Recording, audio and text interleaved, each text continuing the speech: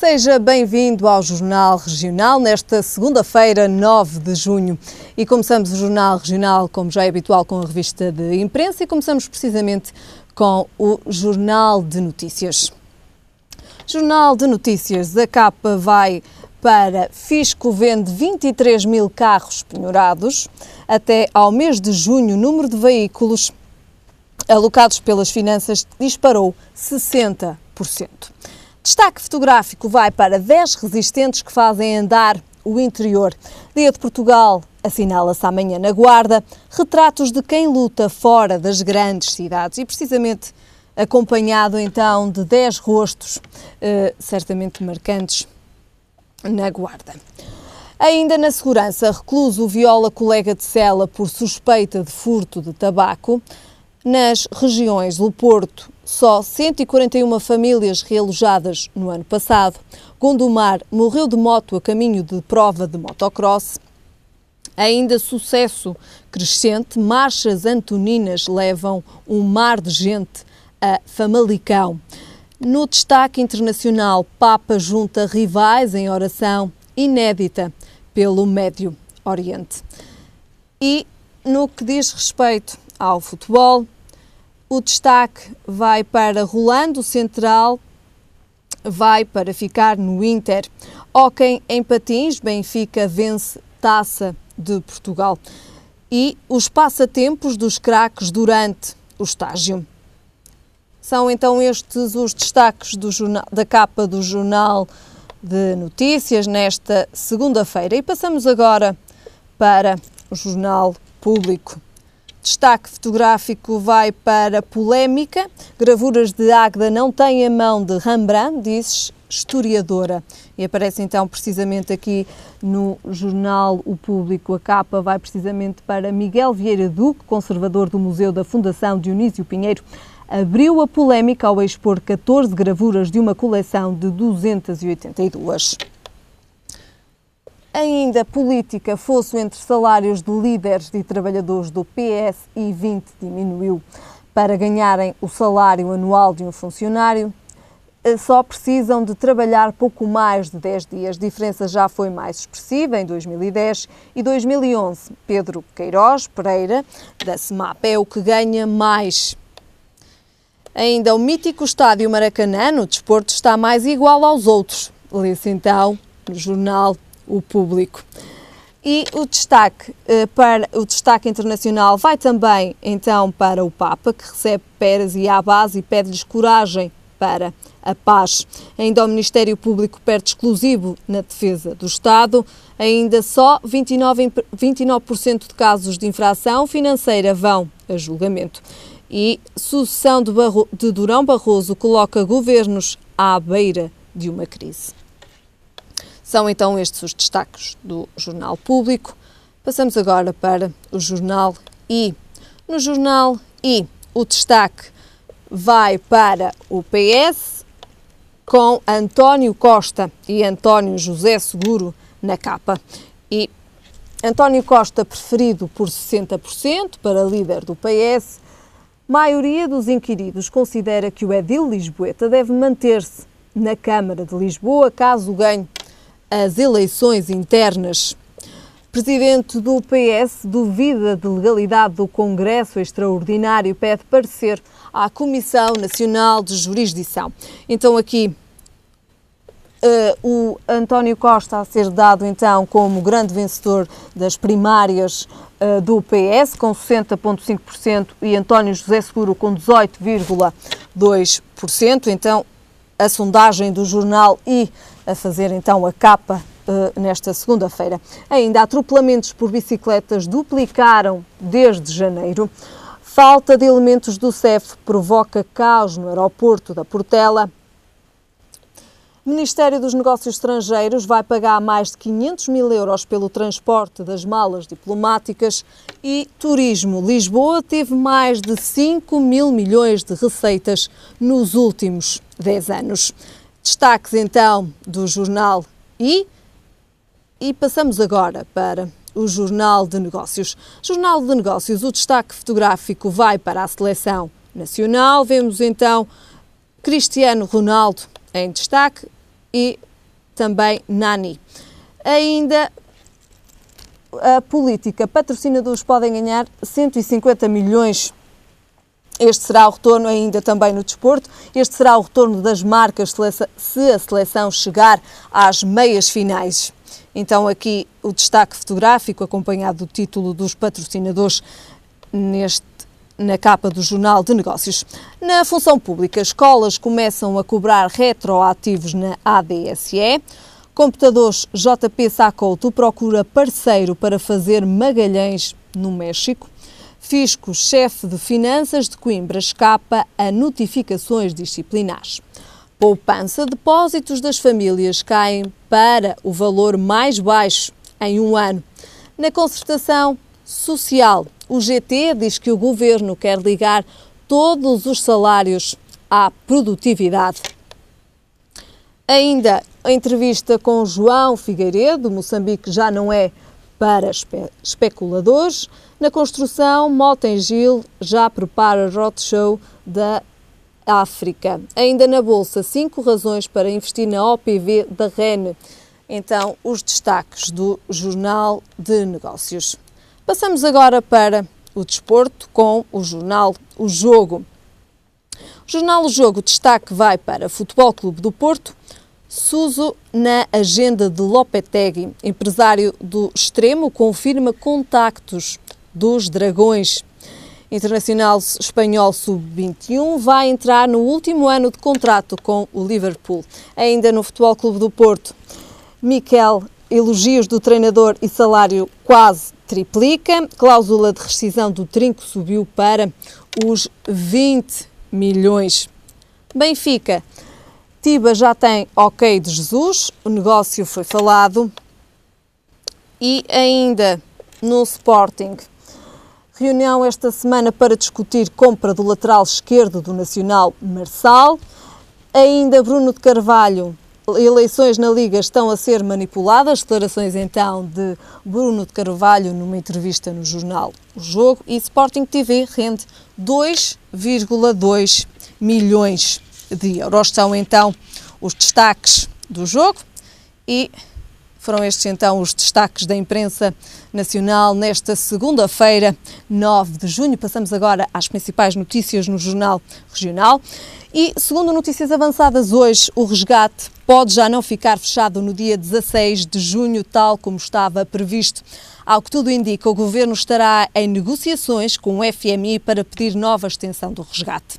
Segundo o jornal Observador, o Primeiro-Ministro estará neste momento a aguardar por novas decisões do Tribunal Constitucional e só depois irá fechar o programa de ajustamento. Após o mais recente chumbo do Tribunal Constitucional a 3 normas do Orçamento do Estado de 2014, o Executivo prefere não apressar decisões e aguarda pelo próximo acórdão dos juízes do Palácio de Raton para terem mais informações e saberem que medidas têm ainda de ser tomadas este ano de forma a cumprir os objetivos assumidos. Em causa está o orçamento retificativo e uma medida que vale cerca de 300 milhões de euros, a extensão da contribuição extraordinária de solidariedade. O Observador cita ainda uma fonte e diz que será necessário pedir uma nova extensão do programa ao FMI e desta vez não será uma extensão técnica como em fevereiro, mas um prolongamento por motivos políticos. Ao que tudo indica, as conversações prosseguem com os técnicos liderados por Subir Lalo, o economista que tem o programa português nas mãos. E passamos agora à síntese das notícias regionais. Uma vaga de assaltos nas imediações do Polo Universitário de Asprela tem vindo a acentuar-se nos últimos tempos. Os assaltos ocorreram entre a Faculdade de Engenharia da Universidade do Porto e o Instituto Superior de Contabilidade e Administração do Porto. A situação está a deixar os estudantes assustados, o que deu origem a uma série de queixas. Uma estudante contou que o policiamento foi reforçado na zona da FEUP, mas os assaltantes passaram para a zona entre o ISCAP e o Hospital de São João, o que desperta um sentimento de insegurança nos estudantes daquelas zonas. Foi já detido um jovem de 17 anos e interceptado um outro de 15, que tinham na sua posse um computador portátil, um telemóvel e 50 euros. Os restantes suspeitos da prática dos referidos ilícitos criminais são menores de idade, pelo que as situações foram remetidas para o Tribunal da Família e Menores. O Comando Metropolitano da Polícia de Segurança Pública garante estar a trabalhar de forma a aumentar o sentimento de segurança dos estudantes e dos restantes cidadãos. A Casa da Música no Porto tem até dia 6 de setembro o projeto Verão na Casa, uma iniciativa dedicada ao verão. Durante os meses de calor, a Casa da Música vai receber concertos gratuitos ao ar livre, tanto nas esplanadas do edifício como na Serra do Pilar ou nos Aliados. O objetivo é aproveitar o tempo quente para levar a música à cidade do Porto e alegrar as ruas da Invicta. Já existem mais de 50 espetáculos em agenda e pode-se ouvir desde jazz a fado, passando por muitos mais estilos musicais. 33 dos concertos terão entrada gratuita e são muitas as vozes conhecidas que se vão fazer ouvir na programação especial da Casa da Música. Destaque para o cantor brasileiro Milton Nascimento, com espetáculo marcado para dia 2 de julho, e para a vencedora de 4 Grammys, a cantora Diane Reeves, que atua a 16 de julho. A Câmara de Gondomar anunciou em comunicado que os salários de junho vão ser pagos sem cortes impostos pelo Governo em cumprimento da deliberação do Tribunal Constitucional por considerar a decisão justa para os trabalhadores. A autarquia, liderada pelo socialista Marco Martins, informou que a decisão tem como consequência um esforço adicional de cerca de 450 mil euros nas contas municipais deste ano, adiantando que procurará compensar com receitas de igual montante. O Tribunal Constitucional considerou inconstitucionais os cortes dos salários dos funcionários públicos acima dos 775 euros e determinou que os efeitos do chumbo se produzem à data do presente acórdão, ou seja, sem efeitos retroativos. Passamos agora ao comentário. Comigo tenho Albino Almeida. Albino Almeida, muito boa tarde. Obrigada desde já pela sua presença. Abrimos também este comentário então com a notícia de abertura do Jornal Regional. Possivelmente o Governo pedirá uma nova extensão do resgate. Não era isto que estávamos à espera? O governo português é um governo que se pauta pela mentira. E isso é preciso que cada vez fique mais claro aos portugueses, porque, em boa verdade, todos nós sabíamos, e o próprio Presidente, que depois fez ali um número estranho, tinha dito que preferia um cautelar, não é? E aquilo que acontece é que eu acho que este governo, de facto, não tem já noção do ridículo a que nos submete. Porquê? Porque a notícia fala de um buraco de 300 milhões de euros. Ora, toda a gente sabe, foi público, que havia uma almofada, como já disse, insuspeitíssima, Manuela Ferreira Leite, 900 milhões. A pergunta é, aliás, não chega... Ao público exatamente. Por essa e ela própria disse que vai perguntar por ela como deputada na Assembleia. Portanto, através da Assembleia da República. E, portanto, aquilo que eu digo é, onde é que está a almofada? Não é? Por isso, há um governo de mentira, que está, de facto, numa fase terminal, que vive ligado digamos, à vontade do Presidente da República em querer que o Governo termine o mandato. E, portanto, eu acho que esta depois de ontem terem ouvido Marcelo Rebelo de Sousa arrasar completamente a aclaração, visto que foi o Governo que acabou com ela, isto é o número 2 da mesma... Uma aclaração ao Tribunal Constitucional. Exatamente, quando o Governo acabou, e bem, no sentido em que acabou, foi bem acabado com as aclarações, porque eram expedientes dilatórios. Ora, é o próprio Governo que usa expedientes dilatórios, esquecendo que tinha acabado com eles. Portanto, reina aqui a maior das mentiras, todos os dias há uma mentira nova.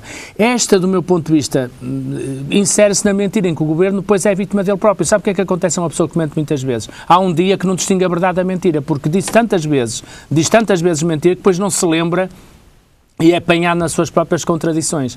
E eu creio que o Governo está a fazer aqui uma pressão sobre o Tribunal Constitucional. O Governo sabe que mandou as coisas para o Tribunal Constitucional e sabe também que do chumbo também, que sabe também do chumbo, exatamente, e, portanto, quer pressionar, nem que seja nos prazos do Tribunal Constitucional, por uma simples razão, é que o Governo vai provavelmente ter tudo isto pronto antes das férias, metem-se as férias, vai apresentar o orçamento para 2015, será já em simultâneo um retificativo de 2014. Mais uma vez, aqui este orçamento esbarra no Palácio de Raton.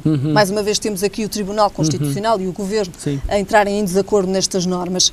E possivelmente será isso que leva também a pedir esta extensão do resgate? Bem, eu quero dizer-lhe o seguinte, acho muito interessante que o Governo não tenha percebido que, mais uma vez, na sua senda de mentira, disse que as medidas excepcionais, ou seja, José Sócrates, da primeira vez que fez estes cortes que foram constitucionais nos salários, apresentou era coerente, isto é, ele tinha um problema com o pagamento de salários e com pensões e apresentou uma estrutura coerente para responder ao problema, não é? Mas procurando a equidade, procurando ser justo. Falta esta equidade. O Governo, exatamente, o Governo a seguir tomou medidas, não eliminando esta, foi tomando medidas sucessivamente umas por cima das outras, dizendo que o facto de estarem a ser somadas às anteriores era porque estávamos sob resgate. E agora, quando acabou o resgate, e essa é a tática pela qual o Governo agora se viu entalado nas suas próprias palavras, ao perceber que agora não tem o alibi do resgate, o Governo vai dizer o quê? Vai dizer outra vez ao Constitucional, aí vai uma nova formulação das medidas, mais próxima, de resto, do critério de equidade e justiça dos governos de Sócrates, mas agora com um alibi. Agora tem que as aceitar porque estamos outra vez debaixo de assistência. Portanto, o Governo vítima da sua própria mentira. Aqui, segundo a notícia que é avançada pelo jornal online Observador, diz que esta extensão será uma extensão técnica e um prolongamento por motivos políticos. Pois, é o que eu digo, não é? O Governo precisa de pressionar o Tribunal Constitucional e não tem outra política. O Governo não sabe governar de outra maneira. Tem um problema de ajustamento da nossa, portanto, orçamental, tem um problema de ajustamento orçamental, e errou nas metas. O FMI, quando o Governo apresentou o DEL, disse logo que aquele DEL devia ir para 2020 para fazermos um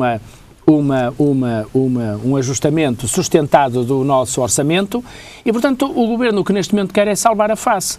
Disse que estava tudo bem, que íamos sair da limpa, estamos a ver no que é que deu a saída limpa, precipitada, antecipada um mês, portanto, não é técnica nenhuma que o Governo tinha dito, não, a saída é na mesma em junho, só que antecipamos, a gente percebeu porque é que anteciparam. Anteciparam porque queriam ganhar eleições, evidentemente, não é? Estavam a lixar-se para as eleições, mas ao tempo que já vai também outra mentira, não é? Por isso, o que aqui está em causa, eu não tenho dúvidas nenhumas, é voltar a repor a situação de intervenção externa para dizer ao Tribunal Constitucional, meus amigos, vocês têm razão, mas vão fazer o que a gente quer, porque agora estamos outra vez sobre, por isso é que dizem que é uma extensão técnica por razões políticas. As razões políticas é o Governo querer torcer a Constituição e querer juntar a austeridade à austeridade. Sim, é mais grave, porque o Governo tem a consciência de que no início do mandato poderia ter feito como se fez na Suécia. Tenho defendido à exaustão este modelo. Dizia aos portugueses, nós tendo que ter uma despesa pública de X daqui a 3 ou 4 anos, contem que as pensões de tal valor serão reduzidas ano a ano e as pessoas contariam com isso para a sua própria vida. O que o Governo fez foi sempre dizer, não, estas medidas é só enquanto. E quando as quis tornar definitivas, o Tribunal chamou a atenção para que se elas ficassem definitivas daquela maneira, não é? Eram injustas, desadequadas e desproporcionadas e disse, é melhor então iriam contra a Constituição. E desse ponto de vista iriam contra a Constituição. E o que o Governo disse, não, se isto tiver que ser assim, é melhor pensarem pelo lado da receita. Porquê? Deixe-me já agora explicar lá para casa. Porque este mesmo Governo fez com o PS um acordo que é ele próprio uma mudança de paradigma fiscal. Qual é o acordo? Do IRC. Ou seja, a perspectiva é esta, criar um plano de estabilidade para as empresas, para haver investimento, desenvolvimento e emprego. Portanto, se os impostos baixam para as empresas e terão que se manter assim há alguns anos, o caminho é fazer como nos países da Europa do Norte, que é os impostos que dão a receita ao Governo têm todos a ver com o rendimento. O problema é que o Governo escolheu os impostos sobre o rendimento do trabalho, de propósito para desvalorizar os salários, porque há mais rendimento que o trabalho. Há o rendimento de capital, há o rendimento das ações, há o rendimento das rendas brutais que o país paga na energia e noutros lados. O Governo olha para o rendimento, não como rendimento, não como a riqueza nacional toda, porque não corta da mesma forma nos outros lados, olha para o rendimento e como quer, porque tem uma agenda ideológica para desvalorizar o trabalho, quer baixar os custos do trabalho, não é? Foca-se muito no rendimento no trabalho e por isso agora quer dizer que o Tribunal lhe disse, bom, vão pelo rendimento. O Tribunal não diz que é pelo rendimento de trabalho, diz que é, de facto, o aumento dos impostos numa lógica de equidade e de melhor distribuição. Porque a somar cortes atrás de cortes tira dignidade às pessoas. Como é que alguém com 635 euros, a quem vão tirar 2%, que são 13 euros, muitas vezes esses 13 euros vão fazer diferença para pagar as refeições dos filhos, para pagar, enfim, todas aquelas despesas essenciais que depois não há dinheiro. E, portanto, o Primeiro-Ministro veio aqui ao Porto no sábado, porque estava o Bispo do Porto à beira, veio dizer que agora era o tempo de sarar as feridas. Como vê, já estão a sarar as feridas, não é? abrindo outras. Apenas uma última questão para fecharmos este tema, e relembro que de facto esta é uma notícia avançada pelo jornal O Observador. Que consequências terá esta extensão do resgate? Um resgate que iria ficar fechado no dia 16 de junho, tal como estava previsto. Para já não vislumbro outras, que não seja esta pressão para tentarem pôr as medidas que o Governo tinha em cima da mesa. Na economia, os efeitos? Não, os efeitos são péssimos, porque eu já tenho dito que o Governo vê a economia num PowerPoint.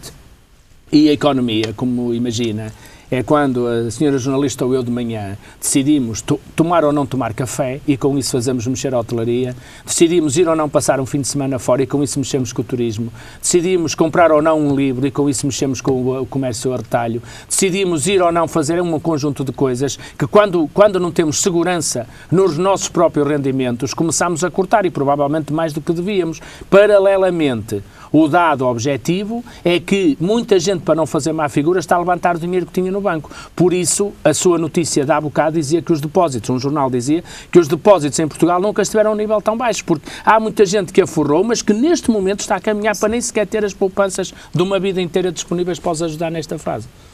Muito bem, então esta possibilidade aqui de uma extensão do resgate... Traz água no bico, como diria o povo, já que estamos perto das festas populares, não é? Traz água no bico. E eu queria deixar aqui este alerta às pessoas, seguramente traz água no bico e não é água boa. Não é água boa. Terminamos então este primeiro tema com esta ideia. Obrigado. Passamos agora para o segundo tema. O Presidente da República disse ter muita esperança que da crise que Portugal atravessa saia uma economia mais dinâmica, mais sustentável e competitiva, exortando os portugueses a não baixarem os braços. O Presidente da República, que está numa visita à Guarda, mais precisamente passou então por Manteigas. Eu ouvi o discurso da Presidente e ele referiu uma razão emotiva e emocional para estar em Manteigas. Foi lá onde ele passou de mel e eu percebo que a nossa memória aumenta-nos a vida.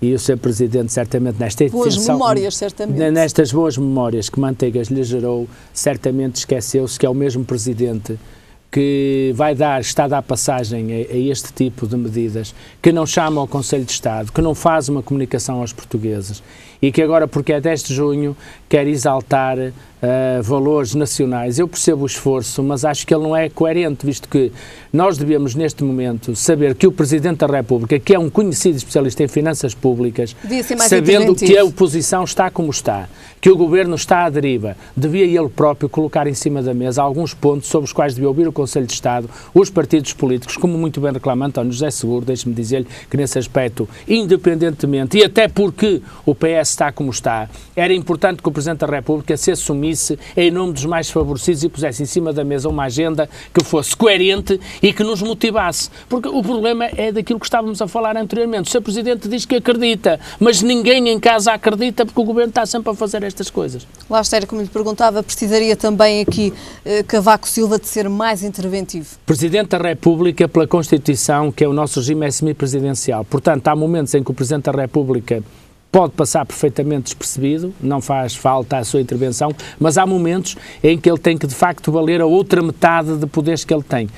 Ele tem um conjunto de poderes que tem, por exemplo, magistratura de influência, que não é pequena, nas reuniões com o Primeiro-Ministro e também à porta fechada com os partidos. E depois tem, naturalmente, também o funcionamento das instituições implicava que o Sr. Presidente da República tivesse já recebido, por exemplo, o Tribunal Constitucional, os partidos políticos, os parceiros sociais e apresentasse uma agenda para chegarmos... Agora o Sr. Presidente vai ter que apresentar uma agenda vai voltar a um ano atrás.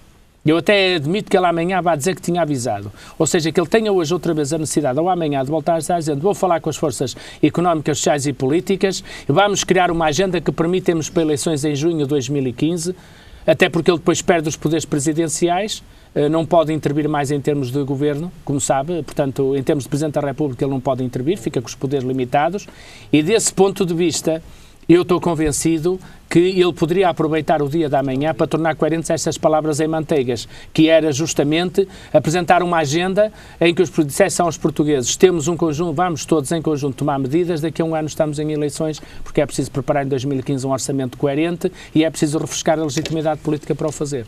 Muito bem. De facto, amanhã comemora-se o 10 de junho e já que estamos também aqui a falar, então, do Presidente da República,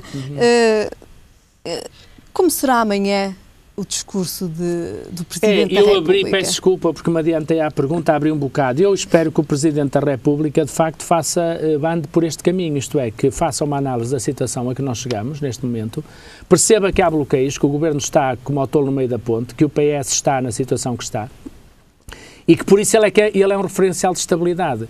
Nós esperaremos que ele tivesse uma agenda que permitisse ao Governo fazer com tranquilidade o mandato, a legislatura, antecipando-a para junho do próximo ano, porque depois há que impulsar um Governo e que apresentar um orçamento, e eu acho que o Sr. Presidente devia dar esse sinal de estabilidade, dizendo aos portugueses: o mundo não acabou, há mais vida para além da crise, vamos cuidar daquilo que é essencial até junho do próximo ano, para que vocês em vossa casa possam organizar a vossa vida, os vossos lares, as vossas atividades com alguma previsibilidade, porque o Governo reclama para si a previsibilidade que não dá depois a nenhum dos portugueses. O ano passado... E era suposto ser o Presidente a garantí-la, nesse ponto de vista do regular funcionamento das instituições, ou seja, previsibilidade. Cabe ao Sr. Presidente da República tomar a palavra e assumir o comando. O ano passado o discurso surpreendeu alguns analistas pelo tema. Acha que este ano será também assim? O Sr. Presidente já nos provou que é capaz de tudo, e até como é dia de Camões e Camões escreveu muito bem sobre o amor, pode-lhe passar pela cabeça falar sobre o amor que há muitos anos iniciou de forma absolutamente integral em manteigas e, portanto, desse ponto de vista, podemos ser sempre surpreendidos. Se ele for pelo amor, eu até nem levo muito a mal, já agora.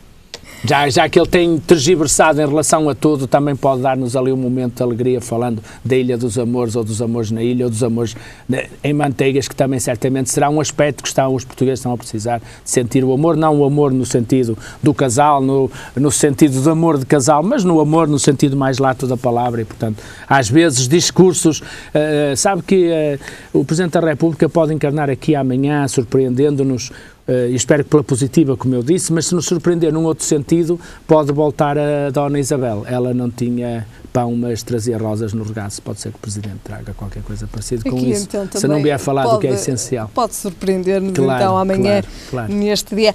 Que amanhã as cerimónias de celebração do 10 de junho decorrem na Guarda e vão se prolongar por 2 dias. O ano passado foi em Elvas.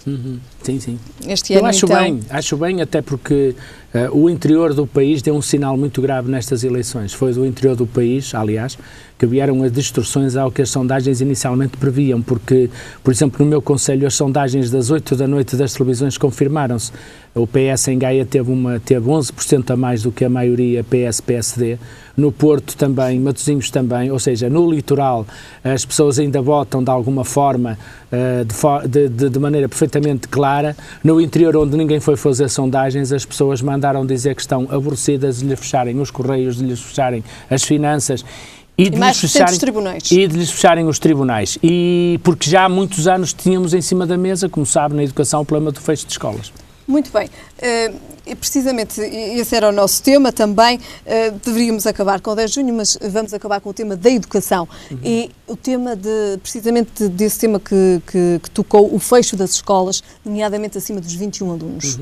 Eu toquei porque ele é antigo e deixe-me dizer-lhe com toda a sinceridade que vejo com muita satisfação, visto que na altura eu também tive que explicar isso às associações de pais, e vejo com muita satisfação que sejam tomadas algumas medidas que foram tão criticadas a José Sócrates, isto é, este governo chegou a decretar o fim de escolas com 10 alunos e o anterior também, na sequência do anterior, e lembram-se dos agrupamentos, nomeadamente até no interior. Exatamente. Bom, nós temos que olhar para o interior com uma discriminação positiva. E eu ainda há dias vi que os pais estão contra o fecho de uma escola em Sintra, e Sintra tem um problema, como tem Gaia e outros concelhos, que é o número de alunos diminuiu e as criancinhas, quando chegam à escola com 6 anos, foram concebidas e nascidas pelo menos 7 anos antes. Ora, isto é irremediável, o que não nasceu não nascerá, e portanto temos aqui um problema muito sério de racionalização de recursos. No interior, provavelmente iremos ter que contemporizar com um conjunto de circunstâncias que não estão muito de acordo com aquilo que é a escola em que todos nós acreditamos. Mas há uma solução, que é muito simpática. Se forem à Vila das Aves, à Escola da Ponte, aqui no Norte, verão que aquela escola consegue trabalhar com vários níveis de ensino, com mais do que um professor e várias atividades. Pois eu li esta semana que muitas autarquias do interior têm vindo visitar a ponte no sentido de, como tem poucos alunos, criarem e se inspirarem naquele exemplo para não terem que mandar os alunos para outros concelhos. Ora, aí está uma forma de superarmos, de fazermos da crise uma oportunidade, mantendo escolas de proximidade, com menos alunos, mas mudando o modelo pedagógico e a oferta educativa mais de acordo com essa realidade. De que forma é que a Vila das Aves consegue?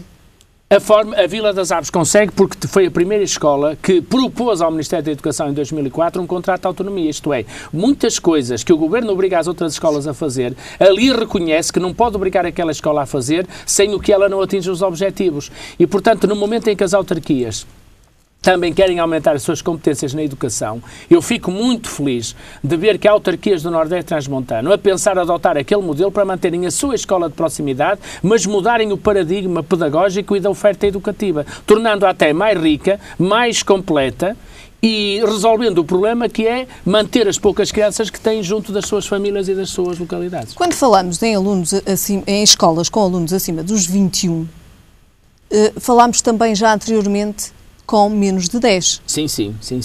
Portanto, para quem isto pode parecer um pouco constrangedor e até baralha um pouco aqui as contas. Baralha porque eu estava-lhe a dizer, e os temas encadeiam sempre, porque, vem ver, finanças, tribunais, os serviços de urgência dos hospitais, tudo isto tem uma particular acuidade no interior, onde há poucas crianças, onde há mais pessoas adultas, etc. Por isso, nós temos que olhar para o interior numa perspectiva de discriminação positiva. E, desse ponto de vista, as escolas foram o primeiro momento em que os autarcas, de forma, deixe-me dizer-lhe com toda a franqueza, porque eu hoje sou autarca, de forma cínica, diziam aos pais nas reuniões que eram contra o fecho de escolas, mas que o Ministério da Educação assumiam porquê? Porque era menor a despesa, isto é. Quando tinham escolinhas proliferar em vários lados, que obrigavam a manutenção, a obras, etc., juntar os alunos todos, tinha vantagens pedagógicas, porque tem, que é o facto dos meninos poderem fazer desporto, desde logo jogar vários desportos, com 2 ou 3 meninos não é possível fazer, a não ser que joguem um contra o outro, como toda a gente lá em casa percebe. Ou seja, há um número ideal. E esse número, efetivamente, mínimo e máximo, será na ordem dos 21. Porque daí para baixo, 10 alunos, fechar escolas com 10 alunos, como foi feito no tempo de Isabel Alçada e continuado por Nuno Crato, leva fatalmente a que muitas crianças tenham que andar dezenas e dezenas de quilómetros para outros concelhos ou até mudar de distrito, acordar cedíssimo. Portanto, desse ponto de vista, nós estamos a desertificar o interior, porque essas crianças, também é bom dizê-lo, poderão vir a ter, há uma oportunidade agora dessas crianças virem a ter, num modelo idêntico, não é? A continuidade dos seus estudos, porque as escolas ficaram tão grandes para tão poucos alunos que é perfeitamente possível hoje aproveitarmos a antiga escola do ciclo preparatório para que os alunos pudessem ter segundo e terceiro ciclo. Agora, tem que haver um grande esforço de apoiar os conselhos diretivos e as câmaras para encontrarem um modelo pedagógico que permita que aquelas crianças não tenham que ser deslocadas, porque isso significa também a tal castigo ao interior, a que se junta tribunais, etc, como já falámos aqui. Há um caminho muito grande a fazer aí, sob pena de um dia destes temos um país que já nem vota, já nem quer saber nada, porque sendo no interior considera que está num país à parte e, portanto, age como tal. Muito bem, Albino Almeida, muito obrigado pela sua presença. Amanhã, então, também, certamente irá assinalar www.confap.pt para quem quiser ver este modelo da Escola da Ponte, que está a ser pensado por autarquias do Nordeste para poderem acomodar poucos alunos a um modelo pedagógico e escolar diferenciado. Muito bem, fica então aqui o repto deixado por Albino Almeida. Vamos para um breve intervalo na Regiões de Televisão.